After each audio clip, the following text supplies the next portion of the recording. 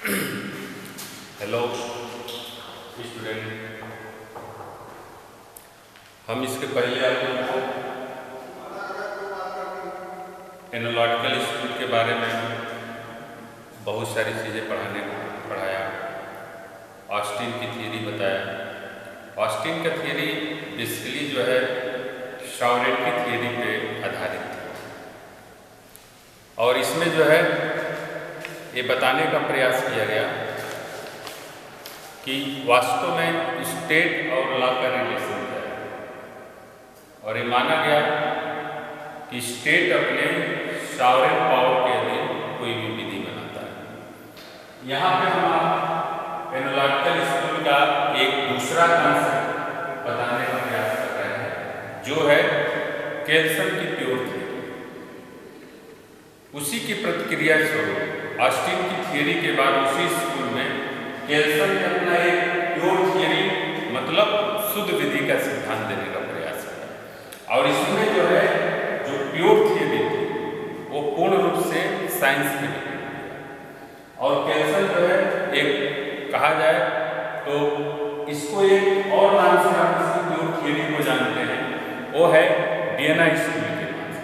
कभी एक कंफ्यूजन नहीं होना चाहिए, ये केवल केल्सन की थियरी को हम एनालिटिकल स्कूल के अंतर्गत भी मानते हैं और फिर इसको वियना स्कूल के नाम से भी जाना जाता है। केल्सन के बारे में कहा जाता है कि ही वॉज बॉर्न ऑफ प्रेगवे इन ऑस्ट्रेलिया, मतलब वो ऑस्ट्रेलिया में इसका जन्म हुआ था इन 1881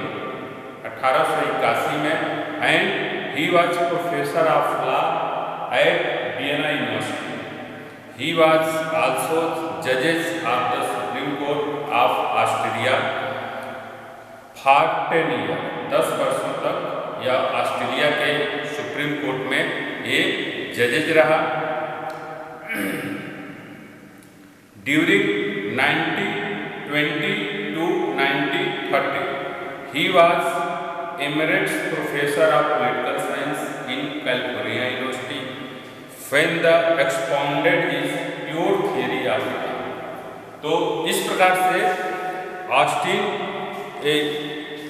केल्सन का जो है केल्सन के बारे में कहा जाता है कि केल्सन ऑस्ट्रेलिया के वियना नामक स्थान पर विचारकों का एक ग्रुप शामिल हुआ था और इसमें जो प्रेजेंट जो प्रॉब्लम थी उसके बारे में एक कॉन्फ्रेंस टाइप का एक सम्मेलन हुआ और इसमें वैज्ञानिक तथ्यों पर ये जो पूरा जो कॉन्फ्रेंस हुआ था वियना, इसलिए इसको हम वियना स्कूल के नाम से जानते हैं।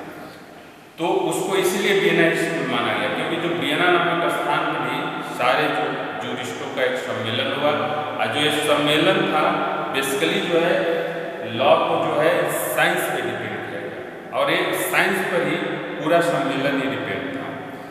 इस ग्रुप में विभिन्न डिफरेंट कैटेगरी के विद्वान शामिल हुए थे और इसका नेतृत्व जो है केल्सन ने किया था।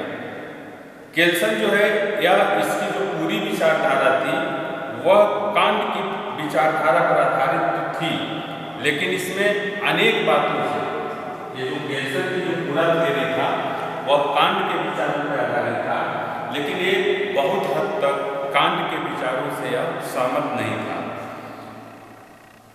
केल्सन जो है कांट के इस विचार से सहमत थे कि पॉजिटिव लॉ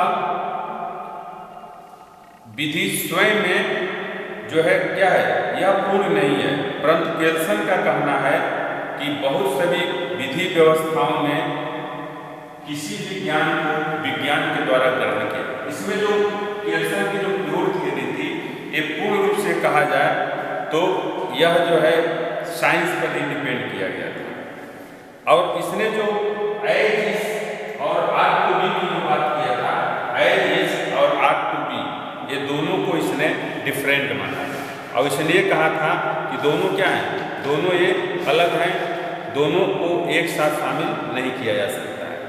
अब इसमें जो आता है कि केल्सन की जो प्योर थियरी थी इसके क्या कैरेक्टर है, इसके जो है लक्षण क्या है।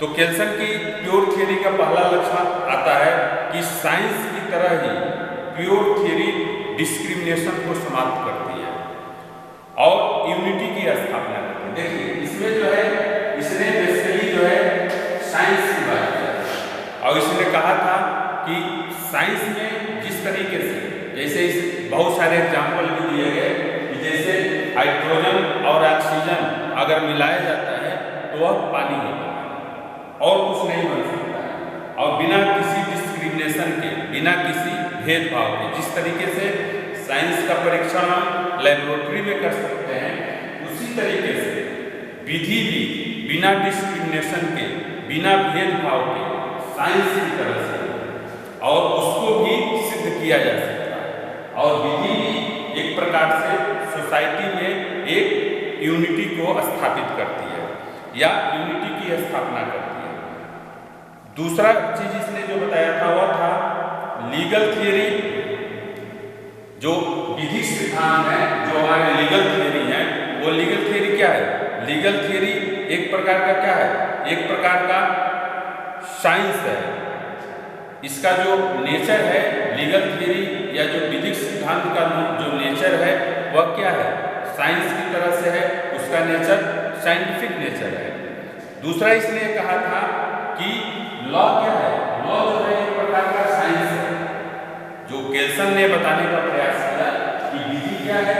विधि जो है एक प्रकार का साइंस है, एक प्रकार का कह सकते हैं कि एक प्रकार का विज्ञान है, न कि विल है। विधि में विल नहीं है, इच्छा के आधार पर विधि नहीं होती है। विधि किस आधार पर होती है? विधि जो है साइंस की तरह से। इसमें एक जो अगला कैरेक्टर है उसने बताया था जो विधि होती है, विधि जो है की बात करती है, मतलब लॉ एज इट इज की बात की गई है या ऑट टू बी की बात नहीं करता है। मतलब ये कि विधि जो होनी चाहिए की बात नहीं है, विधि जो है की बात की गई है, लॉ एज इट इज की बात की गई है। विधि के बारे में इसने क्या कर दिया? अगला जो कैरेक्टर है या केल्सन ने बताने का प्रयास किया कि विधि क्या है? विधि जो है एक प्रकार का नॉर्मेटिव साइंस है, मतलब एक मानकीय विज्ञान के रूप में माना गया, न कि नेचुरल साइंस। यह प्राकृतिक विज्ञान नहीं है बल्कि ये मानकीय विज्ञान है, नॉर्मेटिव साइंस की बात की गई है इसके सिद्धांत के अंतर्गत। और अगली जो बात हम कहते हैं विधि का, विधिक सिद्धांत का लक्ष्य किसी भी अन्य विज्ञान की तरह अव्यवस्था को कम करना है।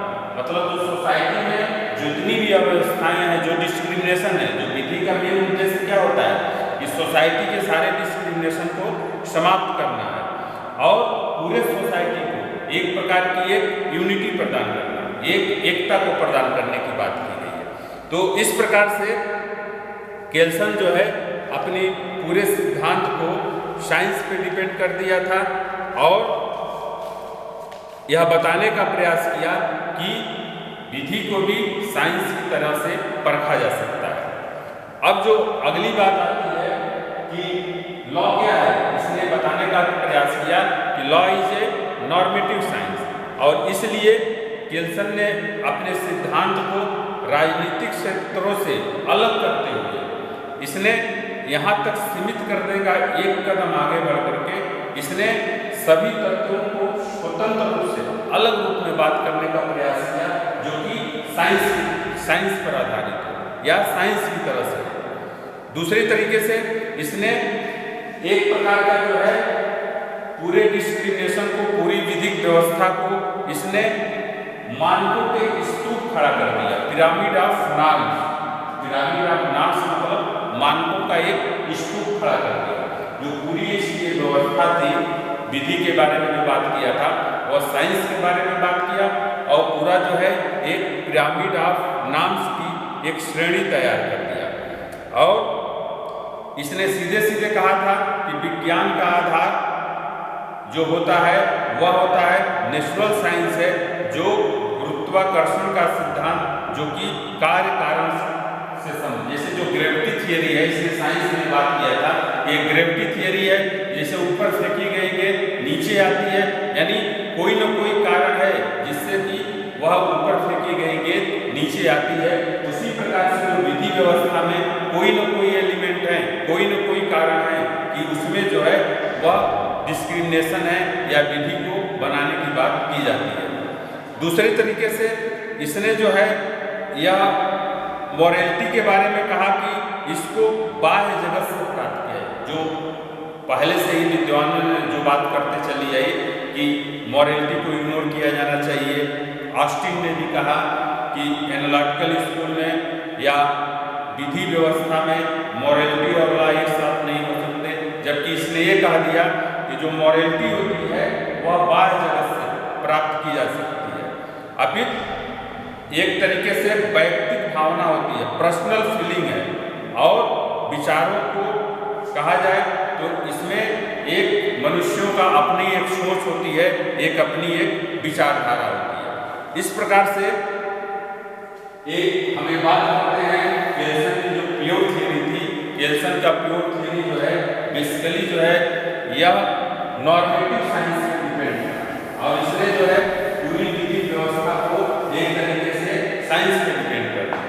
अब इसके जो सिद्धांत के जो मुख्य आधार थे वह थे विधि को इसने ग्रेड नाम्स और नाम्स के रूप में रखा। ग्रेड नाम्स मतलब मूल मानक, और जो ग्रेड नाम्स की इसने बात किया था, मूल मानक की बात किया था, केल्सन की थियरी का एक तरीके से कहा जाता तो यह एक सेंटर था, एक मूलभूत तत्व था, क्योंकि पूरा जो केल्सन की थियरी थी यह ग्रेड नाम्स पर ही डिपेंड थी, और इसीलिए यह केल्सन की थियरी के केंद्र बिंदु के रूप में माना जाता है। और इसमें कहा जाता है कि विधिक व्यवस्था में सारे मानक, देखिए इसने जो बात किया था एक था ग्रेड नाम और एक होता है नाम्स। और ग्रेड नाम्स क्या होता है? ग्रेड नाम्स जो है अपने आप में सुप्रीम होता है, इसके ऊपर कोई भी अन्य पावर नहीं होते, ये अपने आप में सुप्रीम होता है। नाम्स क्या होता है? नाम्स भी एक तरीके से सोसाइटी में एक एलिमेंट है, लेकिन जो नाम्स होते हैं अपनी वैधता किससे प्राप्त करते हैं? ग्रेड नाम्स। ग्रेड नाम मतलब मूल मानव, नाम्स मतलब मानव। नाम्स क्या होते हैं? सोसाइटी में छोटे छोटे रूप में हजारों नाम्स होते हैं, लेकिन ग्रेड नाम्स क्या होता है? यह सोसाइटी में इक्वल होता है, और इसके ऊपर कोई अन्य पावर नहीं होता, कोई शक्तियां नहीं होती। और नाम्स जो है अपनी लीगलिटी या अपनी वैधता कहाँ से प्राप्त करते हैं? यह जो है ग्रेड नाम से प्राप्त करते हैं। नाम्स वैध है या नहीं है इसका प्रमाण कौन देगा? यह ग्रेड नाम्स के द्वारा दिया जाएगा। तो इस प्रकार से केल्सन ने पूरा लीगल सिस्टम को एक ग्रेड नाम्स और नाम्स में विभाजित कर दिया, मूल मानक और मानक। दूसरी तरफ केल्सन का ये कहना है कि केल्सन के अनुसार मूल मानक लॉजिक पर डिपेंड है। ये जो ग्रेड नाम्स होते हैं ये इसकी कल्पना किसके आधार पर की जाती है? इसके कल्पना जो है लॉजिक के आधार पर, तर्क के आधार पर जो है इसको स्वीकार किया जाता है। यह एक तरीके का क्या है? यह एक तरीके इसमें पाया यह सोसाइटी में यह इंडिपेंडेंट होता है, एक स्वतंत्र होता है। और इन्होंने मानकों के बारे में क्या कहा? मानक क्या होते हैं? मानक जो है यह पूर्वानुमान पर आधारित होते हैं, और पूर्वानुमान पर आधारित होने के साथ साथ जो है ये सोसाइटी में काफी एक्टिव रूप में पाए जाते हैं। इस तरीके से केल्सन ने अपने थियरी का मूल केंद्र ग्रेड नाम्स और नाम्स पर आधारित कर दिया। इन्होंने मानकों के संबंध में कहा कि जितने भी मानक हैं हमारी सोसाइटी में, यह एक प्रकार से यह प्रेडिक्शन है, मतलब एक पूर्वानुमान है। मूल मानक स्वयं संविधान नहीं है। मूल मानक के बारे में कहा जाता है कि यह स्वयं संविधान नहीं है, बल्कि संविधान के पीछे इस भावना में निहित है कि संविधान में दिए गए मानकों का अनुसरण किया जाना चाहिए। केल्सन का यह भी कहना है कि मूल मानक क्या है? स्वयं संविधान नहीं है, लेकिन जो संविधान में जो भावनाएं दी गई हैं वही तो मूल मानक है, कि उसकी भावना को अनुग्रहण किया जाना चाहिए, उसके आधार पर विधि व्यवस्था में उसका पालन किया जाना चाहिए। दूसरी तरफ मानक लीगल सिस्टम का एक अंग बन जाता है। जितने भी ये मानक होते हैं यह क्या है? पूरे लीगल सिस्टम का एक part of the legal system. जो मानक होते हैं हमारी सोसाइटी में वह एक part of the legal system, पूरी विधिक व्यवस्था का एक अंग है। और केल्सन ने सीधे सीधे कह दिया कि पूरे लीगल सिस्टम में एक ही ग्रेड नॉर्म्स होता है, एक ही मूल मानक होता है और उसी पर जो है सारी व्यवस्थाएं जो है संचालित की जाती है। इस प्रकार से केल्सन का जो प्योर थियरी था वह इसमें ऑस्टिन बहुत कुछ केल्सन जो है बहुत कुछ इसकी जो मानक और मूल मानक के संबंध में पूरी व्याख्या के लिए केल्सन ने एक किताब लिखी थी, प्योर थियरी ऑफ लॉ, जो 1934 में आया था। इसमें काफ़ी हद तक इसने लॉ को साइंस पे डिपेंड करने की बात किया था। दूसरी तरफ इसकी एक किताब आई थी ऑस्ट्रेलियन कॉन्स्टिट्यूशन, एक आया था general theory of law and state, विधि और उसके स्टेट के संबंध में एक किताब आया था जिसमें, और एक किताब आई थी इसकी वह principle of entertainment of law, international law. इन सारी बुकों में जो है यह बताने का प्रयास किया गया कि विधि क्या है और विधि का जो ओरिजिन है उसको किस पर आधारित किया जाना चाहिए। तो इसका जो एक पूरा सिद्धांत था, यह पूरा सिद्धांत जो है साइंस पर ही डिपेंड किया गया था। इस प्रकार से केल्सन की अगर थियरी की बात करें तो केल्सन की प्योर थियरी पूरा जो है ये ग्रेड नॉर्म्स और नॉर्म्स पर ही डिपेंड था। अब हम आते हैं कि grade norms in India, Bharat में मूल मानक की क्या स्थिति है। और हम जान चुके हैं कि भारत के विधि व्यवस्था का मूल मानक संविधान के रूप में आता है। जो हमारा इंडियन लेवल में अगर बात करें तो इंडियन में जो मूल मानक है वह संविधान के रूप में माना जाता है। और सभी संविधानों और इसमें ये कहा गया है कि सभी संविधियों को इसके अनुरूप होना चाहिए। जो हमारा जो इंडियन कॉन्स्टिट्यूशन है यह एक प्रकार का क्या है, एक ग्रेड नॉर्म्स है और संविधान से ऊपर कोई शक्तियाँ नहीं। अगर ये माना जाए तो भारतीय संविधान को हम ग्रेड नॉर्म्स के रूप में मान सकते हैं। इसके अलावा जो है हम कह सकते हैं जितने स्टैट्यूटरी लॉ हैं उसको भी किसी हद तक काफ़ी इम्पोर्टेंस दी गई है भारतीय संविधान के अंतर्गत। इसके अलावा जो है बहुत सारे जो है यह कह सकते हैं डेलीगेट लेजिस्लेशन है और भी विधियां हैं जो संविधान के अधीन है और संविधान उनको इतनी शक्ति प्रोवाइड करता है वह संविधान के अगेंस्ट कोई काम न करें, बल्कि जो संविधान में जो व्यवस्थाएं दी गई हैं उसी के अनुसार जो है अपने कार्य को संचालित करें। इसी प्रकार से एक केस थी केशवानंद भारती बनाम स्टेट ऑफ केरल, और केशवानंद भारती बनाम स्टेट ऑफ केरल में सीधे सीधे कहा दिया गया कि मूल ढांचा जो बेसिक स्ट्रक्चर है कॉन्स्टिट्यूशन का उसमें हम संशोधन नहीं कर सकते। जो संविधान का जो आधारभूत ढांचा है, संशोधन तो वह विधायिका जो है या जो लेजिस्लेशन होती है वह संशोधन तो कहीं पर भी करने के लिए स्वतंत्र है, लेकिन संविधान का जो आधारभूत ढांचा है, आधारभूत ढांचे का सेंस किससे है? आधारभूत ढांचे का सेंस जो है बेसिक स्ट्रक्चर से है, या हम कह सकते हैं ग्रेड नॉर्म्स से। और बेसिक स्ट्रक्चर में हम संशोधन नहीं कर सकते। इस प्रकार से संविधान को एक तरीके से यह ग्रेड नॉर्म्स के रूप में माना जाता है। संविधान में संशोधन तो होगा लेकिन उसके मूल ढांचे में संशोधन नहीं किया जा सकता है। इसी प्रकार से जो है वह न्यायिक पुनर्विलोकन के मामले में या अन्य मामलों में जो है वह बहुत सारे, जैसे कि एक केस आई थी इंदिरा नेहरू गांधी बनाम राजनारायण, और इंदिरा नेहरू गांधी बनाम राजनारायण में यह बहुत सारे डायरेक्शन आए थे कि किसमें संशोधन हो सकता है, कौन संविधान का इसेंशियल एलिमेंट है, आवश्यक तत्व है, या कौन मूल ढांचा है, उसके बारे में बात की गई। इस प्रकार भारत में हम देखते हैं इंडियन सिनेरियो के अनुसार तो इसमें बहुत ऐसी व्यवस्थाएं बताई गई हैं जिसमें जो है संशोधन नहीं किया जा सकता है जो मूल ढांचे से संबंधित। इस प्रकार से एक छोटा सा व्यू हमने केल्सन की प्योर थियरी, केल्सन की प्योर थियरी में जो बेसिक चीजें थी वह थी कि इसने विधि को एक प्रकार से साइंस को विकसित किया। इसने सीधे सीधे कह दिया कि जिस प्रकार से साइंस को प्रयोग करके ये सिद्ध किया जाता है साइंस में कि क्या सही है क्या गलत है, उसी तरीके से लॉ को भी सोसाइटी के ऊपर प्रयोग करके परखा जा सकता है।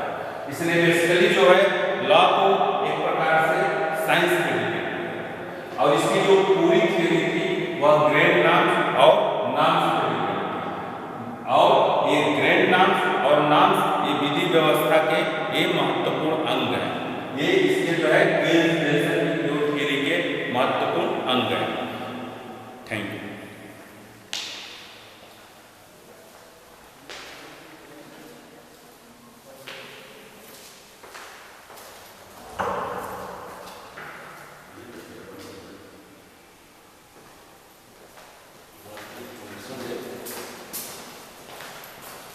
Thank you.